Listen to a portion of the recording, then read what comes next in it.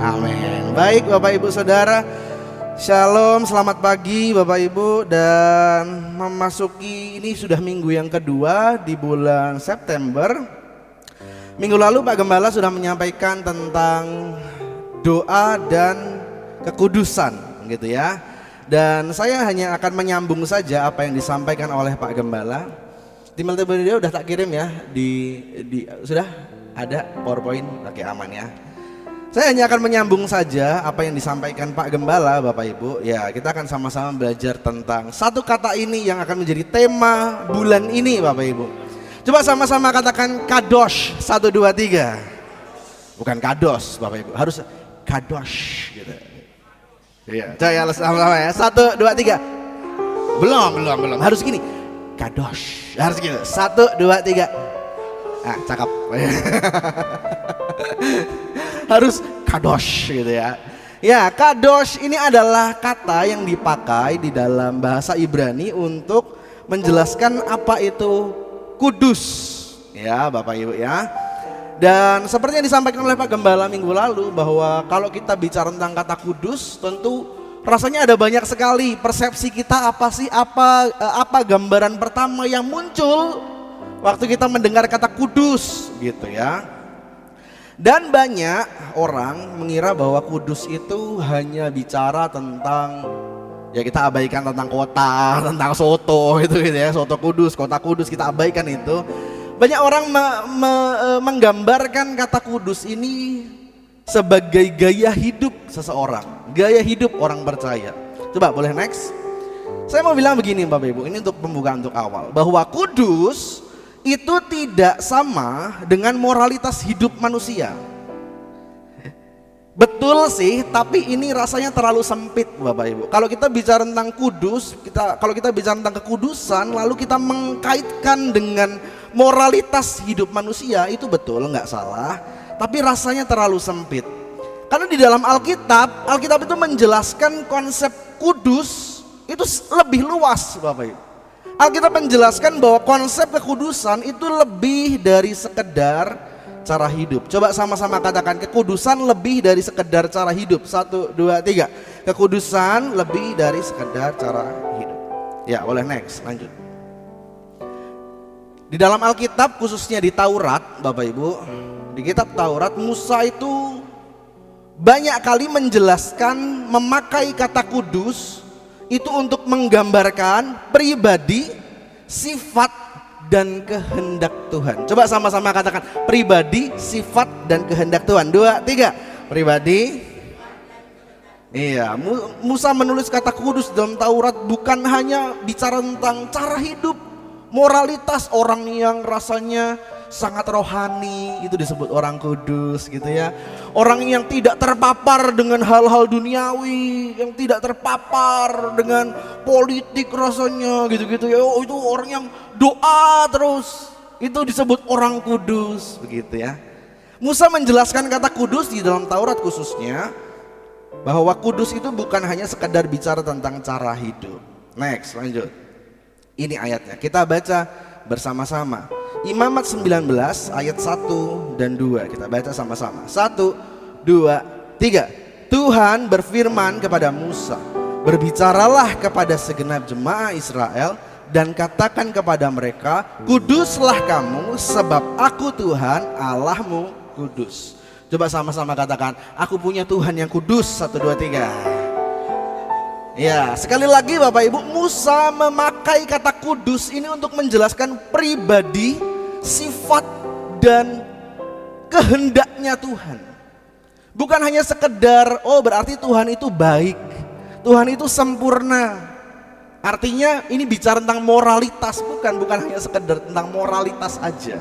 Tapi bicara tentang, sekali lagi, pribadi, sifat, dan kehendaknya Tuhan. Next, lanjut. Nah, ini kata kados. Kalau dalam bahasa asli Bapak Ibu, kata kados dalam bahasa Ibrani itu punya arti yang seperti ini. Terpisah. Wah, ini saya kayak sedang berkhotbah di gedung dengan 10.000 orang. Bapak Ibu, Nah, itu kayak suaranya, efeknya tuh kayak sedang ada di gedung 10.000 orang Bapak Ibu ya. Wah, luar biasa, kita percaya. Kita amini saja ya. Kata kados dalam bahasa Ibrani artinya adalah terpisah, tidak bercampur. Ya, ini tertulis lagi, terpisah, unik, penuh kuasa, begitu ya. Dan pada awalnya sebenarnya Bapak Ibu, pada awalnya kata kados ini hanya merujuk kepada pribadi Tuhan saja. Sekali lagi, pada awalnya kata kados ini hanya merujuk kepada pribadi Tuhan saja, tidak ditujukan kepada manusia. Seperti yang dibahas minggu lalu Pak Gembala, bahwa kita disebut orang-orang kudus. Pada awalnya kata kudus, kados ini hanya merujuk kepada pribadi Tuhan saja. Bapak Ibu ada yang tahu nggak ini lambang apa? Mercedes, 3 roda. Ya, Bapak Ibu kalau ketemu gambar ini tuh lambang, artinya ini lambang Trinitas Bapak Ibu. Ini lambang Trinitas. Allah Bapa, Allah Putra, Allah Roh Kudus. Ini lambang Trinitas, gitu ya. Kalau ada gambar-gambar lalu ada logo seperti, wah ini berarti Kristen ini, gitu ya. Bukan 3 roda, bukan Mercedes ya Bapak Ibu ya, bukan Mercedes ya. Kembali, kata kados sekali lagi ini punya arti terpisah, tidak bercampur, unik, penuh kuasa. Ini jadi penggambaran yang lebih, saya berharap pemahaman kita tentang kata kudus bukan hanya sekedar bicara tentang moralitas aja Bapak Ibu. Bukan hanya sekedar bicara tentang cara hidup saja, cara hidup yang berkenan, cara hidup yang baik, itu disebut orang kudus. Bukan hanya seperti itu. Tapi kudus itu berbicara tentang kedahsyatan, keunikan, sesuatu yang berbeda, sesuatu yang terpisah, sesuatu yang dahsyat, itu kudus. Gitu ya. Next, lanjut. Kados, jadi ini pengertiannya ya. Coba kita baca sama-sama. Penggambaran 2, 3. Penggambaran tentang kemuliaan dan kuasa Tuhan yang besar. Ya. Jadi kados itu berbicara tentang penggambaran tentang kemuliaan dan kuasa Tuhan yang besar. Itu kados, itu kudus. Saya mau kasih ilustrasi seperti ini. Next, lanjut. Kita bicara tentang matahari Bapak Ibu. Saya akan kasih ilustrasi tentang matahari. Kita tahu bahwa matahari itu unik. Matahari itu berbeda dengan planet yang lain. Matahari itu punya kekuatan untuk memberi kehidupan bagi bumi. Betul ya Bapak Ibu ya? Itu matahari. Kuasanya, kekuatannya, itu matahari luar biasa. Maka kita bisa sebut matahari ini kudus. Ini hanya ilustrasi. Kenapa? Karena matahari ini planet bintang yang unik, yang berbeda, planet yang punya kekuatan yang besar sehingga bisa menciptakan kehidupan bagi bumi. Kita bisa sebut matahari ini adalah kudus. Matahari bisa disebut kudus. Maka Bapak Ibu bisa lihat bahwa, saya berani bisa terlihat jelas bahkan di lantai 1 ya. Di tengah-tengah itu adalah pusat kekuatannya matahari.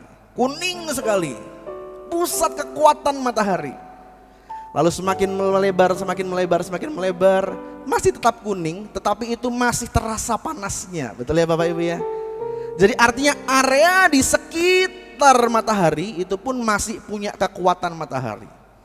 Begitu juga dengan kekudusan Bapak Ibu.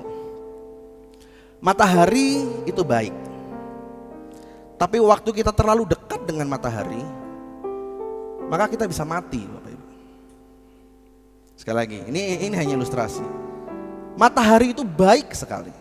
Dia unik, dia berbeda, dia punya kekuatan yang besar untuk memberikan kehidupan bagi bumi. Tapi waktu kita terlalu dekat dengan matahari, maka kita akan mati. Kenapa? Apakah karena mataharinya jahat? Bukan. Tetapi karena tubuh kita tidak didesain untuk terlalu dekat dengan matahari. Paham ya Bapak Ibu ya? Tubuh kita tidak didesain, kulit kita tidak didesain untuk terlalu dekat dengan matahari. Kita tidak siap untuk dekat dengan matahari.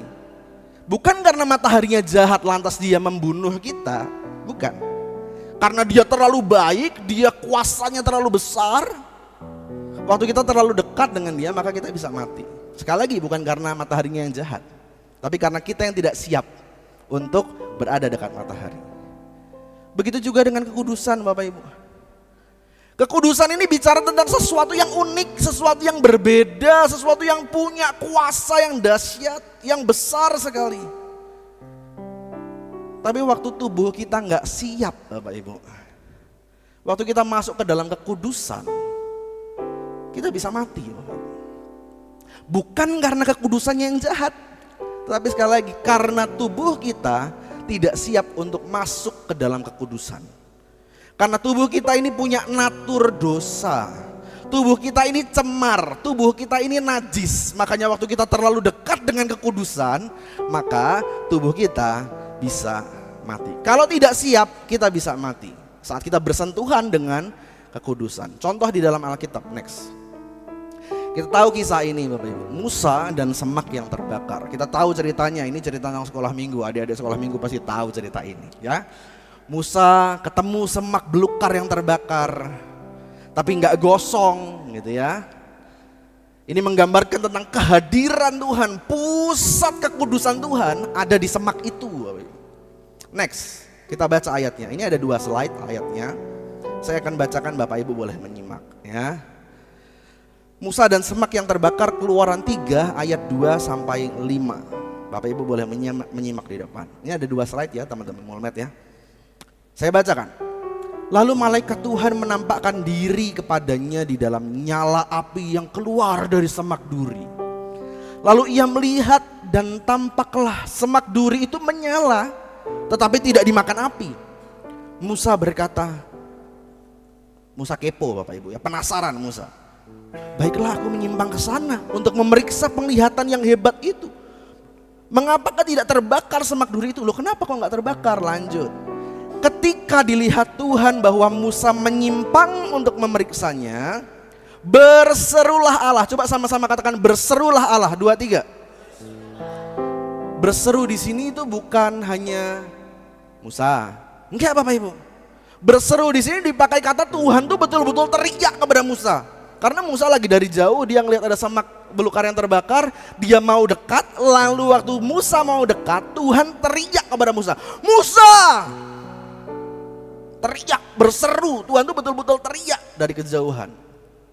Apa yang Tuhan teriakkan Bapak Ibu? Berserulah Allah dari tengah-tengah semak duri itu kepadanya, Musa, Musa! Dan ia menjawab, pasti kaget dong, pasti Musa bingung, pasti Musa kaget, gak mungkin lempeng-lempeng aja. Yalah, gak mungkin, pasti suasana hatinya Musa kaget, dia bingung dengan peristiwa itu. Tiba-tiba ada suara teriakan dari semak itu, yaitu ada suara Tuhan.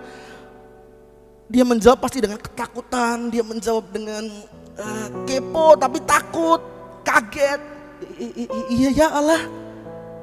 Lalu Tuhan berfirman, janganlah datang dekat-dekat, tanggalkanlah kasutmu dari kakimu, sebab tempat di mana engkau berdiri itu adalah tanah yang kudus.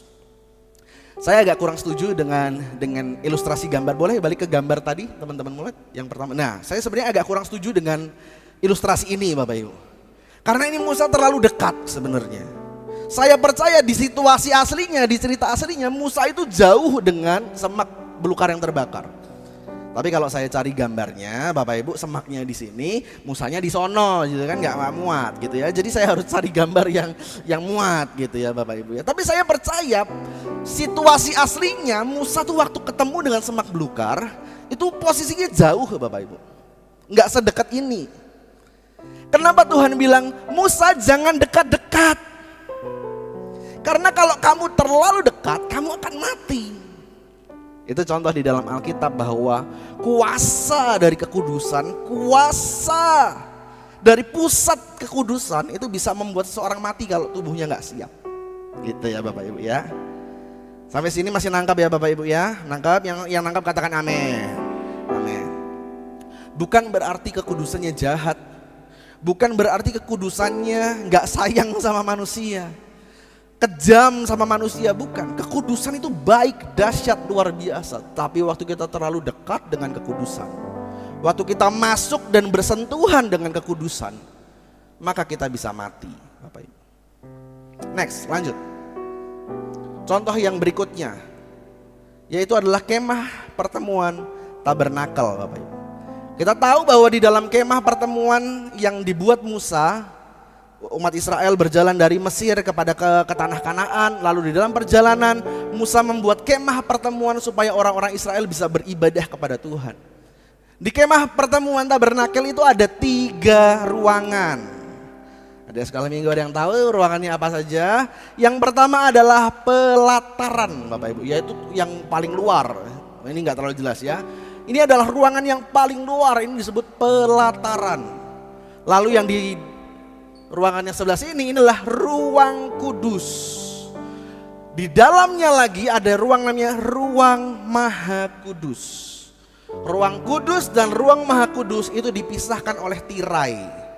Tirai inilah yang terbelah waktu Tuhan Yesus mati di atas kayu salib. Tuhan Yesus mati di atas kayu salib, lalu tirai bait Allah terbelah. Nah itu tirai itu. Tirai yang memisahkan antara ruang kudus dengan ruang maha kudus. Di dalam kemah pertemuan tabernakel ada ruang namanya ruang maha kudus, Bapak Ibu.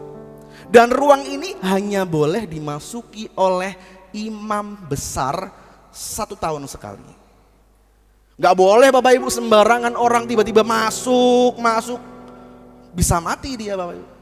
Kenapa? Karena ruang maha kudus adalah pusat dari kekudusan itu.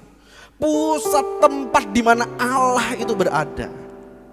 Itu ruang maha kudus.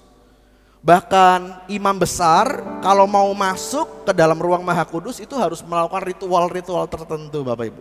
Gak bisa tiba-tiba, oh ini jamnya aku untuk masuk, aku masuk mati dia, Bapak Ibu, mati. Selain menggunakan atribut dari imam besar itu harus pakai lonceng-lonceng di kakinya. Kalau Bapak Ibu punya gambaran mungkin anggap aja kayak orang jatilan dulu, Bapak Ibu. Dayaan, Bapak Ibu ya, Bulia sering itu dulu tuh. Udah kayak imam besar berarti dia itu. Sering tuh. Jadi ada icrik-icriknya, Bapak Ibu. Icrik-icrik yang di sate ya, yang digerobak icrik. Nah, itu icrik-icrik kayak gitu, Bapak Ibu. Itu ditaruh di kaki. Gitu. Bukan supaya imam besarnya jatilan di dalam, Bapak, bukan. Mati dia kalau tiba-tiba masuk langsung jeng itu mati, Bapak Ibu. Sembarangan banget ya. Mati pasti dong. Ya. Imam besar selain harus menggunakan atribut dari imam besar, dia harus memakai di kakinya itu memakai apa istilahnya ya? Giring-giring ya, giring-giring. Vokalis niji ya, Bapak. Giring-giring. Ya, PWS ya. Kelintingan. Dan juga kakinya itu harus diikat sebuah tali yang panjang sampai keluar, Bapak Ibu. Kenapa? Ini supaya orang yang di luar itu bisa tahu bahwa oh imam besar ini masih jalan. Oh kok gak ada suaranya? Karena besar kemungkinan imam besar itu mati di dalam, Bapak Ibu. Besar kemungkinan udah cuman masuknya setahun sekali, pas masuk mati lagi. Besar sekali kemungkinan, Bapak Ibu, imam besar mati di dalam ruang maha kudus. Makanya untuk mengantisipasi, makanya imam besar harus pakai suara di kaki dan tali yang panjang supaya kalau orang di luar oh sudah tidak terdengar, kemungkinan mati. Ditarik lah, ternyata masih hidup gitu kan, gitu kan, ternyata masih hidup. Ntar toh lagi berhenti, lagi nyiprat darah, sabar toh, gitu kan. Ternyata masih hidup ternyata kan, yang ditarik kaki gini gitu kan kan. Itu adalah pusat kekudusan, Bapak Ibu. Jadi orang masuk ke dalam kekudusan itu nggak bisa sembarangan. Orang untuk masuk ke dalam kekudusan, untuk bersentuhan dengan kekudusan itu nggak main-main, sangat tidak main-main. Karena bisa mati kalau tubuhnya nggak siap. Sekali lagi, Bapak Ibu, ini akan saya tekankan berkali-kali. Bukan karena Tuhan jahat, bukan karena kekudusannya yang jahat, sehingga kekudusan itu membunuh manusia. Tapi karena tubuh kita ini cemar, tubuh kita ini najis, kotor, gak layak. Sehingga waktu manusia masuk ke dalam kekudusan, tubuh yang gak siap ini bisa membuat diri kita mati. Lalu pertanyaannya Pak Bu, mungkin sekarang kita enak ya, kita sekarang udah ibadah, kita nyembah Tuhan, kita masuk ke dalam kekudusan Tuhan. Tapi apakah betul standar kekudusan Tuhan itu turun, Bapak Ibu? Loh, perasaan hidupku loh, aku masih berantakan. Hidupku loh, aku tuh masih kacau, aku masih bikin dosa. Tapi toh aku masuk gereja ini masih fine-fine aja, masih baik-baik aja. Apakah berarti standar kekudusan Tuhan itu berubah? Kita akan lihat ya Bapak Ibu ya, kita akan lihat. Lalu gimana caranya supaya manusia bisa bersentuhan dengan kekudusan? Next, lanjut. Gimana caranya untuk bisa hidup di dalam kekudusan? Alkitab berkali-kali berkata hidup di dalam kekudusan, bukan hanya sekedar bersentuhan dengan kekudusan, tetapi hidup di dalam kekudusan. Kalau tubuh kita nggak siap, tentu kita akan mati, Bapak. Satu-satunya cara untuk hidup di dalam kekudusan adalah dengan, baca sama-sama, 1, 2, 3, menjadi suci. Ini yang seringkali tertukar Bapak Ibu antara konsep kekudusan dan kesucian. Kekudusan seringkali dikaitkan dengan moralitas hidup, cara hidup manusia. Padahal sebenarnya kekudusan ini bicara tentang sesuatu yang berbeda, unik, terpisah, kedahsyatan. Itu kudus. Sementara suci ini berbicara tentang memisahkan diri dari hal-hal yang cemar. Ini yang bicara tentang moralitas. Ini yang berbicara tentang cara hidup suci gitu. Satu-satunya cara untuk hidup di dalam kekudusan adalah dengan menjadi suci. Coba sama-sama katakan menjadi suci. 2, 3. Artinya kita memisahkan diri dari hal-hal yang cemar. Kita lihat di perjanjian lama, next. Hal-hal cemar itu diatur di dalam kitab Imamat. Imamat 15. Kalau kita baca full Bapak Ibu, maka di situ dijelaskan bahwa kamu akan cemar kalau bla bla bla bla bla.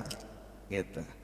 Saya hanya cantumkan beberapa saja ya. Di kitab Imamat dijelaskan bahwa manusia itu bisa cemar kalau yang pertama menyentuh bangkai.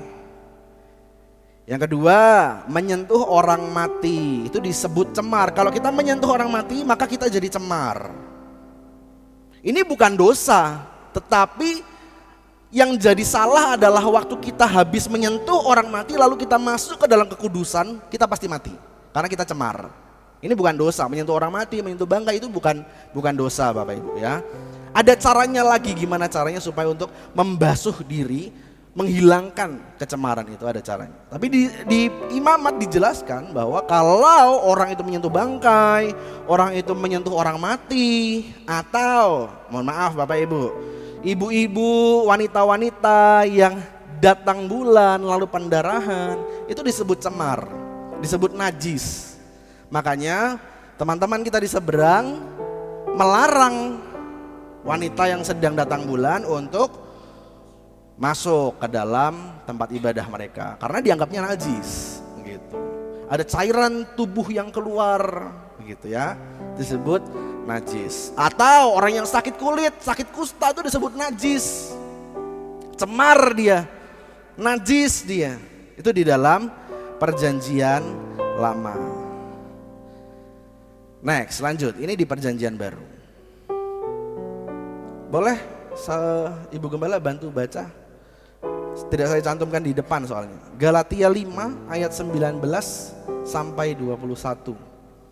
Galatia 5 ayat 19 ayat 19 sampai 21. Ini adalah hal-hal cemar di perjanjian baru Bapak Ibu. Galatia 5 ayat 19 sampai 21. Perbuatan daging telah nyata, yaitu percabulan, kecemaran, hawa nafsu, penyembahan berhala, sihir, perseteruan, perselisihan, iri hati, amarah, kepentingan diri sendiri, percideraan, roh pemecah, kedengkian, kemabukan, pesta pora, dan sebagainya. Terhadap semuanya itu kuperingatkan kamu, seperti yang telah kubuat dahulu, bahwa barang siapa melakukan hal-hal yang demikian, ia tidak akan mendapat bagian dalam kerajaan Allah. Boleh masuk ke PowerPoint saya lagi?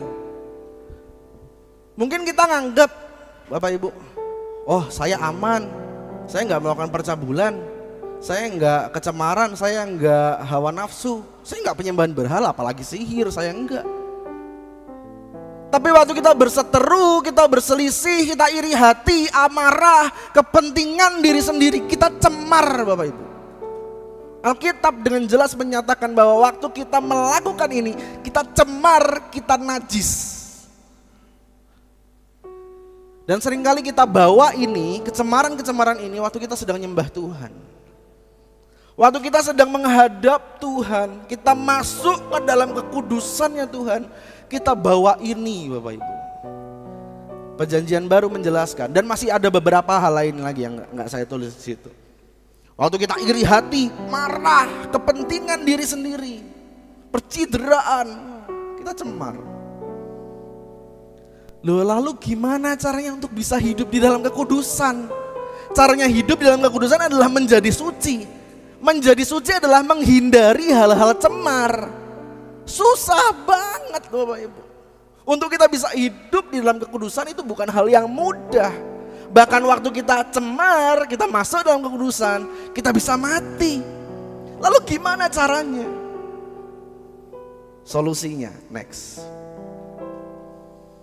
600 tahun kemudian setelah kitab Taurat, Tuhan ngasih peraturan tentang menghindari hal-hal cemar. 600 tahun kemudian muncul satu nabi namanya Nabi Yesaya. Dan dia dapat penglihatan. Tiba-tiba dia dibawa Tuhan ke dalam bait Allah, di mana itu adalah tempat kekudusan Tuhan. Yesaya waktu dia sadar bahwa dia ada di dalam bait Allah, pusat kekudusannya Tuhan, dia takut Bapak Ibu, takut sekali. Kenapa?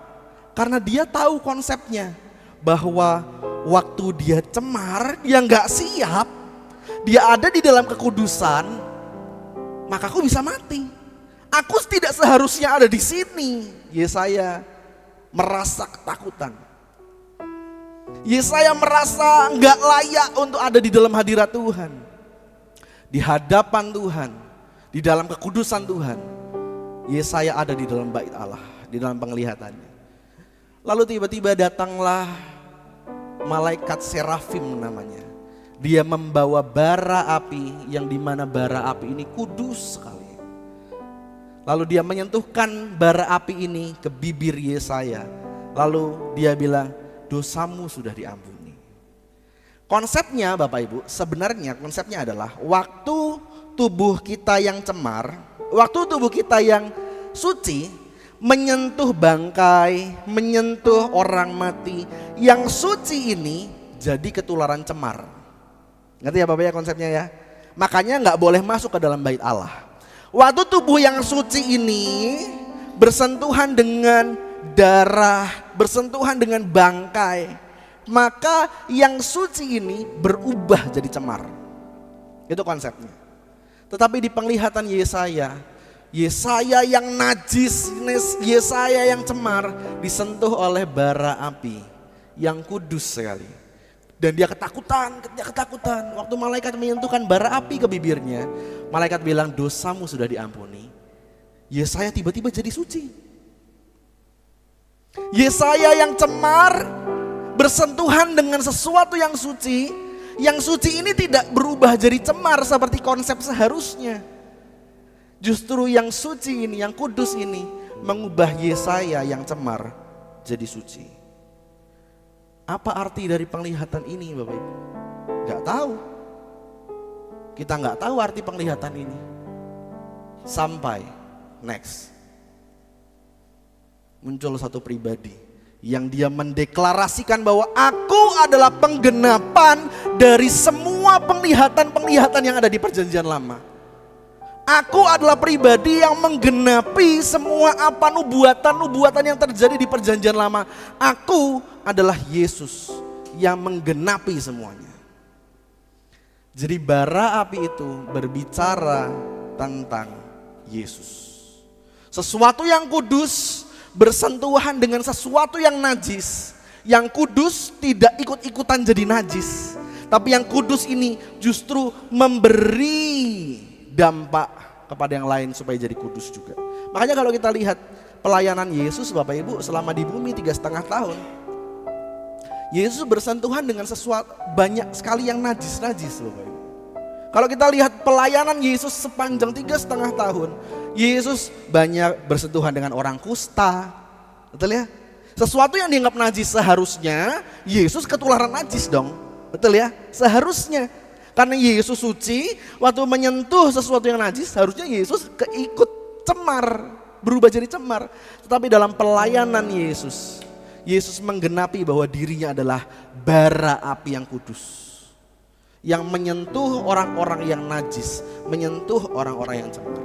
Yesus menyentuh orang kusta, Yesus menyentuh wanita yang pendarahan 12 tahun, Yesus menyentuh orang yang sudah mati.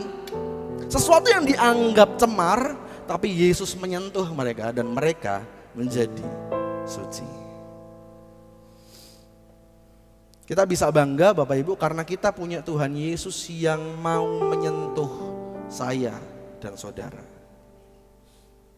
Makanya kemarin Pak Gembala menyampaikan bahwa waktu kita disebut sebagai orang kudus, itu bukan karena hasil usaha kita.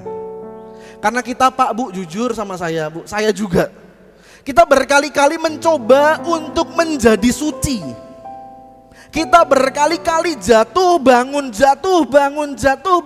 selalu hasilnya sama, gagal. Betul Bapak Ibu. Kita selalu berusaha untuk memperbaiki moralitas dan cara hidup kita di hadapan Tuhan. Tapi jawabannya selalu sama, gagal. Jadi waktu kita bisa disebut sebagai orang kudus, kita dilayakkan untuk nyembah Tuhan, berhadapan, bertemu muka dengan muka. Waktu kita bisa melihat Tuhan secara langsung, kita bisa ngerasain hadirat Tuhan. Bukan karena kita yang berusaha untuk jadi baik, Bapak Ibu. Bukan karena kita yang berusaha untuk membangun moralitas hidup yang baik, bukan. Tapi semata-mata hanya karena ada bara api, ada Yesus yang menyentuh hidup saya dan hidup Bapak Ibu Saudara. Coba sama-sama katakan Tuhan Yesus baik, 2, 3. Sebenarnya waktu kita nyembah Tuhan saat ini, kalau Tuhan Yesus gak nyentuh hidup saya dan saudara, kita mati semua Bapak Ibu harusnya, seharusnya. Waktu kita masuk ke dalam kekudusan, tubuh kita ini gak didesain untuk ketemu dengan kekudusan. Tubuh kita ini cemar, tubuh kita ini penuh dosa, tubuh kita ini najis. Tapi sekali lagi ada pribadi Tuhan Yesus yang menyentuh. Makanya sentuhan itu penting Bapak Ibu. Sentuhan dari Tuhan itu penting. Makanya ada lagu Bapa sentuh hatiku, ubah hidupku menjadi yang baru, bagai emas yang murni. Kau membentuk bejana hatiku. Bapa, ajarku mengerti sebuah kasih yang selalu memberi, bagai air mengalir yang tiada pernah berhenti. Kalau kita melihat karya salib Kristus Bapak Ibu, kalau kita melihat cerita waktu Tuhan Yesus mati, bait Allah, tirai yang memisahkan antara ruang kudus dengan ruang maha kudus itu terbelah. Artinya betul-betul kematian Yesus di atas kayu salib itu membuka akses, melayakkan kita untuk kita bisa bersentuhan dengan kekudusan. Waktu Tuhan Yesus mati di atas kayu salib, penderitaannya, teriakannya, darahnya, tubuhnya yang terpecah-pecah, kepalanya yang dikasih mahkota duri, tangannya yang dipaku dan dia lemes gak bisa apa-apa. Karya itu yang membuat saya dan saudara bisa ketemu langsung bersentuhan dengan kekudusan. Gak banyak kepercayaan lain yang kasih kesempatan itu Bapak Ibu. Bahkan gak ada. Hanya kita anak-anak Tuhan yang dilayakkan oleh Bapa untuk bisa manggil dia Bapa, untuk untuk bisa nyembah Tuhan, untuk bisa manggil namanya Yesus. Tuhan Yesus dahsyat, Tuhan Yesus baik. Next, lanjut. Kesimpulannya saya ingin setiap kita mendeklarasikan sama-sama Bapak Ibu. Boleh saya undang setiap kita bangkit berdiri Bapak Ibu. Biarkan kesimpulan ini bukan hanya sekedar jadi teori saja, tapi kesimpulan ini kita hidupi sama-sama, kita deklarasikan sama-sama. Kita baca sama-sama ya, kami percaya. 2, 3. Kami percaya bahwa kekudusan bukan karena hasil usaha diri sendiri.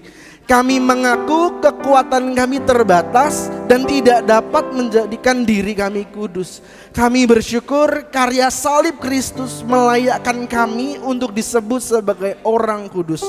Kami menerima melalui darahnya, kami dipulihkan dan dikuduskan. Kami menyatakan hidup kami adalah milik Kristus sepenuhnya. Nah, boleh kasih tepuk tangan untuk Tuhan Yesus Kristus Bapak Ibu. Silakan duduk kembali Bapak Ibu Saudara. Jadi Bapak Ibu, hidup di dalam kekudusan itu artinya hidup di dalam Kristus.